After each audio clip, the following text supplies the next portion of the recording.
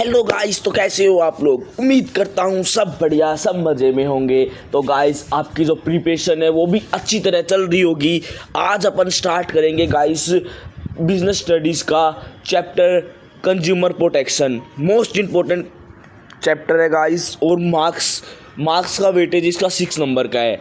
MCQ भी आता है और इसका क्या नाम है, एक प्रैक्टिकल क्वेश्चन भी आता है। तो गाइस, आज मेरे साथ जुड़े रहना, अपन उस 6 मार्क्स को भी क्रैक कर लेंगे। तो गाइस, फर्स्ट ऑफ ऑल मैं आपको एक ओवरव्यू बता देता हूँ।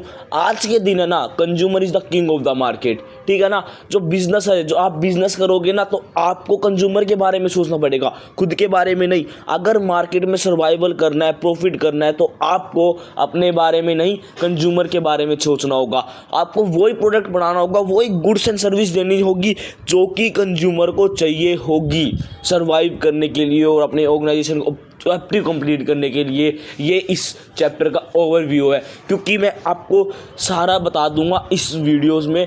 आप एक है ना, कंटिन्यूटी बना के रखना। ठीक है गाइस, तो फर्स्ट अपन स्टार्ट कर देते हैं। What is consumer? A person who consume goods or services to satisfy his or her desire is said to be a consumer. ठीक है ना। मतलब कौन सा पर्सन जो कि कंज्यूम करता है गुड्स एंड सर्विसेज, क्या किसके लिए, अपनी सेटिस्फाइड देयर क्या नाम है, डिज़ायर, ठीक है, उसको कहते हैं कंज्यूमर में। अच्छा, एक डिफरेंस आता है कस्टमर और कंज्यूमर में। क्या होता है, तो मैं गाइज आपको एक हिंदी में बता देता हूँ क्या होता है। कस्टमर वो बंदा होता है जिसका इंटेंशन यूज़ करने का नहीं है, मे बी और मे नोट भी। ठीक है ना। वो पैसे देता है। जैसे अपन जाते हैं मार्केट में, ठीक है, अपन को लेके आना है, मान लो एक फ्रिज, ठीक है ना, फ्रिज लेके आना है, अपन ने वो किसी को गिफ्ट करना है, तो अपन ने उसके रुपए दिए, तो अपन ने कस्टमर। ठीक है ना। अगर अपन गए बाहर से, भाई बाहर कुछ मान लो खाने पीने गए, अपन ने पैसे दिए और अपन ने कंज्यूम किया ना, तो अपन है कंज्यूमर। ठीक है गाइस, तो अभी मैंने बताया कि consumer is the king of the market. अब बात करते हैं अपन इंपॉर्टेंस ऑफ द कंज्यूमर। तो importance of the consumer from the view point of consumer, मतलब इंपॉर्टेंस क्या है भाई कंज्यूमर की, उसके खुद के पॉइंट में, खुद के पॉइंट से। ठीक है, तो फर्स्ट आती है गाइस कंज्यूमर इग्नोरेंस। ठीक है, कंज्यूमर इग्नोरेंस क्या कहती है? As a consumer are diversified, they do not have knowledge about their rights and duties. कहना कंज्यूमर है ना, कंज्यूमर के पास खुद की राइट्स एंड ड्यूटीज की नॉलेज नहीं है। Consumer protection will cap them to aware about their rights and duties. तो कंज्यूमर के प्रोटेक्शन जो बंदे लग रहे हैं ना, वो हेल्प करेंगे उनको, किसके लिए? उसके राइट्स एंड ड्यूटीज के लिए। ठीक है, और है ना, अपन को एक मतलब नेसेसरी पॉइंट है, अपन को बंदों को एजुकेट करना चाहिए भाई, उनके राइट्स क्या है, उनके जो अगर मान लो वो मार्केट में जा रहे हैं और उनको एक्सप्लॉइट किया जा रहा है, तो अपन उसके बिहाफ से क्या वो ले सकते हैं, डिसीजन ले सकते हैं, या फिर उनके ऊपर क्या कर सकते हैं, तो अपन को ये करना पड़ेगा। ठीक है, इसका मतलब कंज्यूमर इग्नोरेंस। सेकंड है अनऑर्गेनाइज्ड कंज्यूमर। देखो, आपको पता ही है, आप इंडिविजुअल जाते हो सामान लेने, ठीक है, आपकी कोई कमेटी तो पूरी जाती नहीं है ना। ठीक है, इसलिए जो बंदा एक्सप्लॉइट हुआ है ना, है, उसको क्या करते हैं, ये क्या नाम है, एक ऑर्गेनाइज सेक्टर बनाते हैं। ऑर्गेनाइज सेक्टर मतलब जो हेल्प करता है किसकी, कंज्यूमर की। अगर एक्सप्लॉइट हुआ है तो उनको रिलीफ दिलाने के लिए, उनको कुछ ना कुछ भाई उल्टे अपना वापिस रुपये करवाने के लिए, या फिर कोई प्रोडक्ट है वो एक्सचेंज करवाने के लिए। ठीक है, अब अपन बात करते हैं गाइस अनऑर्गेनाइज्ड। अनऑर्गेनाइज्ड मैंने बताया ना कि अगर अपन सामान लेने जाते हैं, अगर एक्सप्लॉइट हो गए, तो क्या होता है, इनकी एक कमेटी बनाई जाती है जो कि इनको हेल्प करती है भाई, जो अगर एक्सप्लॉइट हुए तो उसमें रिलीफ दिलाने के लिए। ठीक है ना। Consumer protection will create this organisation who play important role to educate them about their right and duties. ठीक है, जो क्या नाम कंज्यूमर प्रोटेक्शन है वो हेल्प करते हैं ऑर्गेनाइजेशन की, जो उनको बताए भाई उनका रूल एंड रेगुलेशन क्या है। ठीक है, अब अपन करते हैं wide spread exploitation of consumer. ठीक है, तो भाई क्या नाम है, देखो मैं ऑर्गेनाइजेशन मान लो मेरी है, ठीक है, मैं सेल्स इंक्रीज करने के लिए क्या करूँगा, एडवर्टाइज करूँगा, फेक एडवर्टाइजमेंट करनी। ठीक है भाई, जो आपको प्रोडक्ट दे रहा हूँ उसमें कुछ माल प्रैक्टिस भी हो सकती है, उसमें कुछ क्या नाम है ब्लैक मार्केटिंग भी हो सकती है, स्टॉक बोर्डिंग भी हो सकती है, और ओवर प्राइस भी हो सकती है। करते हैं ना बंदे सेल अपने बढ़ाने के लिए। ठीक है, तो consumer are exploited in market by many way has been explained with the help to protect and promote the interest of consumer against these malpractices। तो क्या होता है भाई, क्या नाम है, जो कंज्यूमर है ना वो एक्सप्लॉइट होते हैं मार्केट में मैनी वेज, जो has been explain help to protect the promote interest. ठीक है, तो उसमें क्या है, तो हेल्प करते हैं भाई एक्सप्लॉइटेशन से बचाने के लिए। ठीक है ना। अब अपन बात करते हैं importance of consumer protection from the view point of business. अब है इसमें first long term interest of business. भाई फर्स्ट ऑफ ऑल अगर कोई बिजनेस ऑर्गेनाइज हुआ है ना तो वो first of all going concern में चलता है। और गोइंग कंसर्न में कैसे चलेगा? अगर किसी का बिजनेस है भाई सामान बेचने का ना, तो फर्स्ट ऑफ ऑल उसको कंज्यूमर के हिसाब से चलना पड़ेगा। ऐसा नहीं है मन मर्जी ओवर प्राइस कर दिए, भाई नहीं चलेगा। और सब चाहते हैं कि उनका बिजनेस चले, तो उनको क्या करना पड़ेगा? उनको जो कंज्यूमर की जो प्रोटेक्शन है ना, वो भी सबसे एक ब्रीफ, सबसे एक मतलब मेन डिस्कशन उसमें लेना पड़ेगा। ठीक है, अब अपन बात करते हैं कंज्यूमर यूज सोसाइटी रिसोर्स। मैंने आपको मैनेजमेंट में भी बताया था कि नाम में सोशल रिस्पॉन्सिबिलिटी होती है उनकी। ठीक है, वो सोसाइटी के रिसोर्स यूज़ करते हैं, मैन पावर यूज़ करते हैं, जो मटेरियल है, रॉ मटेरियल जो मैन ग्रो करते हैं वो भी यूज़ करते हैं। ठीक है, तो मनी भी यूज़ करते हैं। ये सब क्या है? सोसाइटी के रिसोर्सेज है। तो अगर मान लो जो ऑर्गेनाइजेशन है, जो क्या नाम है, अगर वो सोसाइटी मतलब कंज्यूमर का अगर एक्सप्लॉइटेशन करेगी तो चल पाएगी नहीं ना। इसलिए बिजनेस वाले को क्या करना पड़ता है? उनको अपने सोशल रिस्पॉन्सिबिलिटी भी मैनेज करनी पड़ती है। ठीक है ना भाई, उनका क्या नाम है, अब देखो एक बिजनेस है, स्टेक होल्डर है, स्टेक होल्डर भी क्या नाम है उनके मतलब एक रिस्पॉन्सिबिलिटी क्रिएट करनी पड़ेगी। Customer is also the one of the one stake holder. MCQ आ सकता है भाई, consumer is dash of the बता सकते हैं, फिर कुछ ना लाइन दे देगा, फिर लास्ट में लिखेगा स्टेक होल्डर, तो आपको टिक करके आना स्टेक होल्डर के बारे में। अब है सोशल रिस्पॉन्सिबिलिटी। ठीक है, सोशल रिस्पॉन्सिबिलिटी किसके बेस? देश के बारे में। ठीक है, सोसाइटी के जो सोशल रिस्पॉन्सिबिलिटी मतलब देश के बारे में, भाई क्या करना है क्या नहीं करना। तो ठीक है, क्या मतलब इसमें बताया गया है कि ना consumer interest should also be considered by the business. जो कंज्यूमर के जो इंटरेस्ट है ना वो कंसिडर कौन करता है? बिजनेस करता है। So consumer protection will help to aware the consumer about their interest. जो क्या नाम है कंज्यूमर प्रोटेक्शन है ना, वो हेल्प करता है उनके कंज्यूमर के इंटरेस्ट के बारे में। ठीक है, अब है moral justification. Every business should adopt the ethical way of doing business. मतलब कुछ ना कुछ अलग वे लेते हैं उनका भाई काम करने का। No one should cheat to the person from whom they are earning. आप देखो भाई, मैं अगर मान लो आपसे कमा रहा हूँ तो मैं आपको चीट थोड़ा करूँगा, मैं आपको गलत थोड़ा पढ़ाऊँगा। समझ रहे हो ना? अगर मैं आपको पढ़ा रहा हूँ तो गलत थोड़ा पढ़ाऊँगा। वही बात है, मैं वही बता रहा हूँ क्या नाम है, जो भी बिजनेसमैन है जो उनसे मतलब एक मोरल जस्टिफिकेशन है भाई, जिससे अपन कमाते हैं अपन उसको थोड़ा चीट करेंगे। ठीक है गाइस, तो मोरल जस्टिफिकेशन यही कहता है। ठीक है,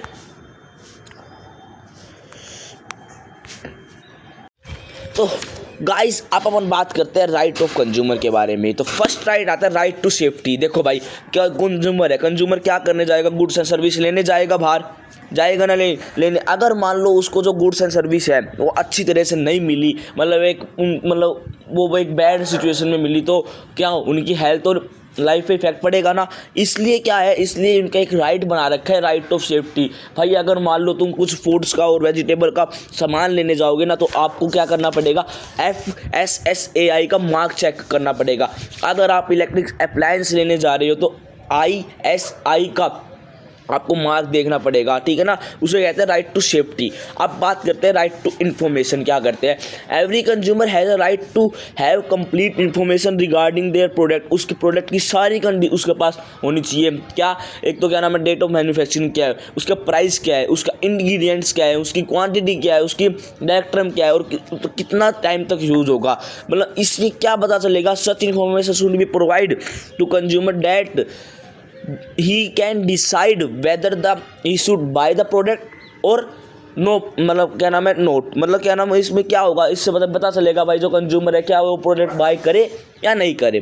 ठीक है, उसे कहते हैं राइट टू बी इंफॉर्मेशन। अब राइट टू चूज़ क्या है? जो कंज्यूमर को क्या नाम है अच्छी अपॉर्चुनिटी दी, अच्छी क्या नाम है सेटिस्फैक्शन देना, उसी को ही जो कंज्यूमर है ना वो चूज़ करेगा। मतलब consumer has freedom to choose from various of product, मतलब वैरायटी है प्रोडक्ट की एट द कॉम्पिटिटिव प्राइसेस। ठीक है, मतलब उसी प्राइस के पास में ही भाई कंज्यूमर के पास चॉइस है कि वो वेरियस वैरायटी देख सकता है, तो वो जा सकता है उसमें। ठीक है ना, और it mean no seller can influence them on their choice in unfair manner. तो उसमें जो सेलर है ना वो इन्फ्लुएंस नहीं कर सकता। The consumer has to make its own choice in regarding to brand and equality. ठीक है ना, जो क्या नाम है भाई कंज्यूमर है, मैं अगर मान लो मैं मार्केट में जा रहा हूँ तो मैं अपने हिसाब से देखूँगा, जो चीज़ मेरे को पसंद है मैं वो लेके आऊँगा, इसे कहते हैं राइट टू चूज़। ठीक है गाइस, अब इसमें बात आती है right to be heard. Important है, इस पे MCQ या फिर क्या नाम है वो बन के आ सकता है केस स्टडीज़। ठीक है गाइस, ये पढ़ के पक्का जाके आना। ठीक है, ये प्लीज़ एक बार गो थ्रू कर लेना अपनी बुक से। अब राइट टू बी हर्ड क्या है, मान लो क्या नाम, consumer has right that the complaint should be here, that is a consumer has a right to file a complaint and to be heard in case of dissatisfaction with their product or a services। मतलब क्या नाम है, consumer के पास है ना एक rights है भाई, वो कंप्लेन कर सकता है उसके बारे में। अब देखो अगर अपन बड़े बड़े होटल में जाते हैं, अगर बड़े बड़े शोरूम में जाते हैं तो वो फीडबैक लेते हैं। वो फीडबैक किसके लिए लेते हैं, वो गाइस फीडबैक लेते हैं अपने। तो अब अपन बात करते हैं राइट टू एजुकेशन, कंज्यूमर का एजुकेशन के बारे में बात करते हैं। तो consumer has right to acquire knowledge about their right and duties. ठीक है, जो अगर मान लो एक्सप्लॉइट हुए तो वो कैसे कंप्लेन कर सकते हैं, कैसे अपना जो रिलीफ है वो ले सकते हैं, तो उनके बारे में एजुकेट करना उनके बारे में। ठीक है गाइस, तो ये है एजुकेशन। तो अब बात करते हैं राइट टू सीक रिड्रेसल। ठीक है गाइस, इंपॉर्टेंट क्वेश्चन है, तो मैं आपको इसके बारे में सब कुछ बताऊँगा। ठीक है ना, मतलब the consumer has a right to get the relief in case product did not cope up with his expectation. मतलब क्या नाम है, जो है ना, अगर मान लो मैंने कोई प्रोडक्ट खरीदा, मेरे को सेटिस्फैक्शन नहीं मिली उस हिसाब की, तो मैं क्या कर सकता हूँ, मैं कुछ ना कुछ उसमें रिलीफ ले सकता हूँ। The consumer protection act provide the buyer right to get the compensation if the product do not match or comply with promise made by the seller regard to the quantity and quality. मतलब क्या नाम है, इसमें बताया गया है अगर मान लो कोई प्रोडक्ट है जो आपने खरीदा है, ठीक है, और जो का सेलर ने प्रॉमिस किया है भाई ये ऐसे चलेगा, बट वो नहीं चल रहा, तो आपको क्या मिलेगा, उसमें कुछ ना कुछ कंपनसेशन मिलेगा। चाहे वो प्रोडक्ट आपको न्यू कर बना के दे, पर वो कुछ ना कुछ आपको मिलेगा। ठीक है, उसको कहते हैं सीक रिड्रेसल। ओके गाइस,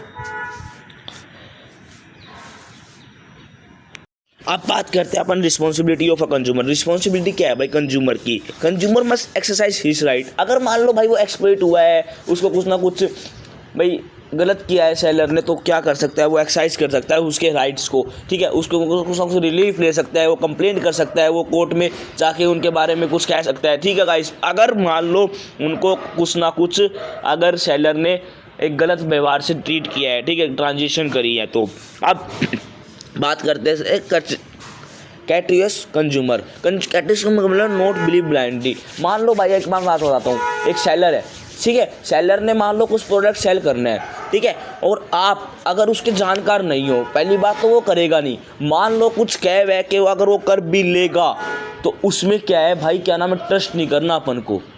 ठीक है ना, अपन को सेलर के हिसाब से ट्रस्ट नहीं करना भाई, वो प्रोडक्ट सही है या नहीं है। ठीक है ना, अपन को ब्लाइंड ट्रस्ट नहीं करना भाई। हाँ, इन्हें अगर मान लो फ्री में नहीं, मतलब इन्होंने अगर अपन क्रेडिट पे दे दिया तो अब ये भाई प्रोडक्ट सही है नहीं, अपन को उसमें जो मार्क है, उसका जो उसका जो बेंच मार्क है, जो उसका जो मार्क है ना, वो अपन को वो चेक करना पड़ेगा। ठीक है गाइस, अब थर्ड पॉइंट आता है filing complaint for the redressal of genuine grievance. अगर मान लो आपको किसी ने कि जो प्रोडक्ट बेचते टाइम अगर मान लो आपको कुछ ना कुछ एक्सप्लॉइट किया है, तो आप उसके बारे में रिलीफ लोगे, आप उसके बारे में कोर्ट में जा सकते हो, भाई रिलीफ दो हमें, कुछ ना कुछ हमारा रिड्रेसल करके दो। ठीक है गाइस, अब इसमें बात कर सकते हैं अपन फोर्थ में, consumer must be quantity conscious. आप देखो कोई प्रोडक्ट है तो भाई उसमें जो कंज्यूमर है ना क्वालिटी पे जाता है, क्वांटिटी पे नहीं। अपन को क्या करना चाहिए, अपन को क्वालिटी देखनी चाहिए भाई, वो प्रोडक्ट सही है, अच्छा है, ठीक है, अपने हेल्थ इशू तो नहीं होंगे, इसलिए तो अपन को क्वालिटी देखनी चाहिए भाई, ना कि उसका क्वांटिटी। ठीक है ना, फिफ्थ है इंस्टीट्यूट ऑफ कैश मेमो। कहीं भी जाओ अगर आप भाई, आप ना अपने कैश मेमो लेके जाओ, कुछ वो एक एविडेंस के काम की आती है। अगर मान लो कुछ ना कुछ उसने आपके साथ एक गलत प्रैक्टिस कर दी, तो आप उसको दिखा के अपने क्या कर सकते हो, कैश मेमो ले सकते हो। तो गाइस ठीक है ना, ये है रिस्पॉन्सिबिलिटी ऑफ कंज्यूमर। आप अपन बात करते हैं relief are available to consumer. मतलब क्या रिलीफ अवेलेबल होगा अगर मान लो कुछ ना कुछ सेलर ने उनके ऊपर माल प्रैक्टिस कर दी, मिसलीडिंग कर दी, अगर मान लो उसको मतलब अनफेयर ट्रीट किया, तो रिमूवल ऑफ फर्स्ट आता है removal of defective goods defective from the मतलब क्या नाम है, अगर मान लो कुछ ना कुछ जो आपने गुड्स खरीदा वो डिफेक्ट निकल आया तो अपन जा सकते हैं भाई, क्या उनको चेंज करो या फिर नया प्रोडक्ट दो हमें, या फिर हमारे जो रुपये वो दो, ठीक है ना। सेकंड आता है रिप्लेसमेंट ऑफ गुड्स। भाई गुड्स का रिप्लेसमेंट दो, जो हमने भाई जो आपको गुड्स दिया है वो हमारा एक अच्छा मतलब सेटिस्फैक्शन नहीं दे रहा, तो आप क्या करोगे, उस गुड्स को रिप्लेसमेंट करवाओगे, ठीक है ना। अगर वो कुछ अगर मान लो वो गुड्स है वो अच्छा नहीं है, वो उसके अकॉर्डिंग नहीं है, तो अपन उसको रिप्लेस करवा सकते हैं, ठीक है। थर्ड पॉइंट मिलता है रिफंड ऑफ प्राइस। अपन ने जो प्राइस पेड की है उसके क्वांटिटी के या फिर अपन ने जो चीज़ खरीदी है उसके, तो अपन कह सकते हैं भाई अगर जो हमारा प्रोडक्ट है वो हमको सेटिस्फेक्शन नहीं दे रहा तो आप हमारे पैसे वापस दे सकते हो। अगर ये आप पेपर में आया और आप इसके अगर 5 पॉइंट भी बना के आए ना, तो गाइस कंफर्म बता रहा हूँ मैं, आपको इसमें नंबर आपके पक्का मिलने हैं, ठीक है गाइस। अब 4th पॉइंट आता है इसमें, टू पे compensation for the consumer fair any losses. अगर मान लो भाई आपने कोई प्रोडक्ट खरीदा है, ठीक है ना, आज उसको मतलब आज वो उसमें मतलब कुछ ना कुछ लॉस हो गया, जैसे कि मान लो भाई ट्रांसपोर्ट के टाइम उनका खर्चा मतलब लॉस हो गया, तो अपन जा सकते हैं भाई उनके पास हमारा कंपनसेशन दो, ठीक है। मान लो जो वो प्रोडक्ट है वो गिर गया नीचे उन्हीं के ही लेबर से और उसमें कुछ ना कुछ डिफेक्ट आ गया, तो गाइस अपन कंपनसेशन मान सकते हैं उसका।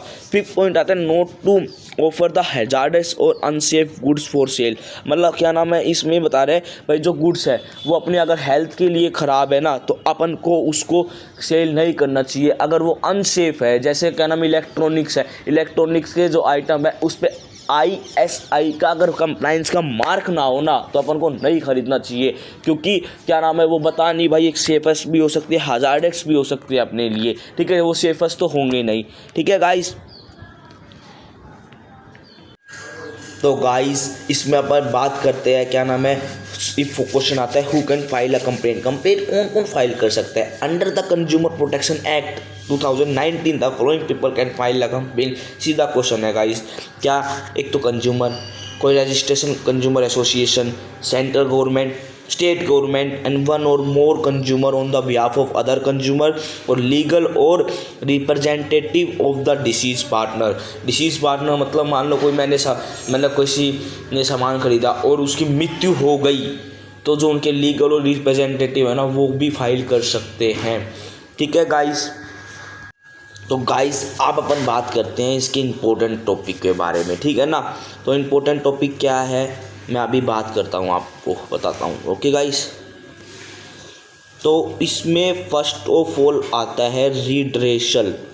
क्या आता है गाइस? इसमें फर्स्ट ऑफ ऑल आता है redressal mechanism available to consumer under the protection act, ठीक है, कंज्यूमर प्रोटेक्शन एक्ट। अब अपन बात करते हैं इसमें 3 tyre consumer grievance machinery under the consumer protection act. 3 type of consumer court क्या होता है? First district court, state commission और नेशनल कमीशन। तो इसको इम्पोर्टेंट समझ के मार्क कर लेना गाइस, डायरेक्ट क्वेश्चन 6 नंबर में पूछा जा सकता है, ठीक है ना। तो आप बात करते हैं अपन डिस्ट्रिक्ट कंज्यूमर के बारे में। डिस्ट्रिक्ट कंज्यूमर को क्या कहते हैं? Dispute redressal commission. Dispute redressal commission. Eligibility authority, first point आता है एलिजिबिलिटी अथॉरिटी मतलब द स्टेट गवर्नमेंट, इसकी जो अथॉरिटी है वो क्या है? स्टेट गवर्नमेंट है। B composition, a president who is qualified to be a जज, डिस्ट्रिक्ट जज, ठीक है ना, वो प्रेसिडेंट जो कि क्या नाम है क्वालिफाई हुआ है जज के कारण, ठीक है, मतलब उसको अपन इसमें कंपोजिशन देते हैं, ठीक है। सेकंड है इसमें नॉट लेस देन 2 और not more than such number of member as may be prescribed in consultation with the central government, ठीक है ना, मतलब नॉट लेस देन मतलब 2 और मोर देन सच नंबर, ठीक है। अब सी पॉइंट आता है जुरिडिक्शन, मतलब क्या नाम है द वैल्यू ऑफ गुड्स और service paid on consideration does not exceed 1 crore, मतलब जो इसमें जो डीलिंग होगी ना वो 1 करोड़ से नीचे वालों की होगी। मान लो 1 करोड़ के नीचे अगर उनको कुछ ना कुछ मिला है तो भाई अपन इस पे जाके केस कर सकते हैं। किसमें? क्या नाम है, एक district consumer dispute resolution commission के पास जाके अपन केस कर सकते हैं। अपील क्या है? If the agreed party is not satisfied he can appeal the state government with in 30 days. अगर मान लो भाई क्या नाम है जो पार्टी है वो अगर सेटिस्फाई नहीं हुई इनके डिसीजन से तो वो 30 डेज में जाके स्टेट कमीशन को बता सकती है। तो आप अपन बात करते हैं स्टेट कमीशन के बारे में। एस्टेब्लिश अथॉरिटी क्या है? The state government. उसने एस्टेब्लिश किसने किया? द स्टेट गवर्नमेंट ने एस्टेब्लिश किया। कंपोजिशन क्या है? President who qualified to be a जज of high court. High court के जो जज है ना वो उसमें प्रेसिडेंट होते हैं। Not less than 4 and not more than such number as may be prescribed by the central government. ठीक है। अब थर्ड है इसमें जुरिडिक्शन।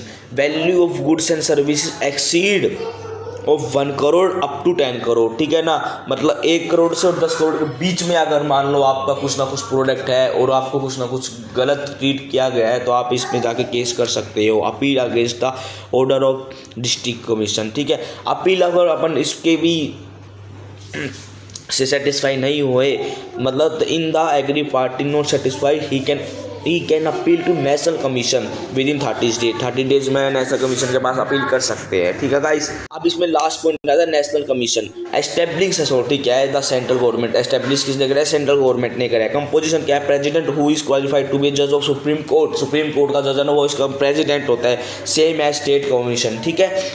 और अब थर्ड पॉइंट है इसमें जुरिडिक्शन। जुरिडिक्शन क्या है? वैल्यू ऑफ गुड्स और सर्विस एक्सीड 10 करोड़, मतलब 10 करोड़ से एक्सीड इसमें वैल्यू होगी। Appeal against the order of the state commission. Appeal against the order of the state commission. Appeal कर सकते हैं अपन स्टेट गवर्नमेंट में अपील कर सकते हैं इन्वॉल्विंग द सम एक्सीडिंग, अगर 10 करोड़ से ज़्यादा ही होगा तो ही अपन कर सकते हैं। तो थैंक यू गाइज। उम्मीद करता हूँ आपको मेरा ये कंज्यूमर प्रोटेक्शन वाला 5 स्टार अच्छा लगा होगा। अच्छा लगा है तो गाइज शेयर करना, लाइक करना, कमेंट करना। Thank you. और मेरे चैनल को भी सब्सक्राइब करना।